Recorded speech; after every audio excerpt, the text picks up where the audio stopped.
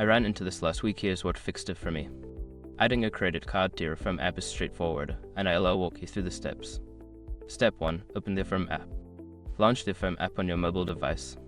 Make sure you're logged into your account to access all features. Step 2. Navigate to payment methods. Once you're in the app, look for the payment methods section, usually found in the settings or account menu. Tap on it to proceed. Step 3. Add a new card. In the payment methods section, select the option to add a new card. You will be prompted to enter your credit card details. Step 4. Enter card information. Fill in your credit card number, expiration date, and CVV. Double-check the information for accuracy before proceeding. A common mistake is entering the wrong expiration date, which can lead to errors. Step 5. Save changes. After entering your card details, tap Save or Confirm to add the card to your account. You should see a confirmation message if everything went smoothly. Now you're all set to use your credit card with Affirm. If you encounter any issues, don't hesitate to reach out to their support for assistance. Happy shopping!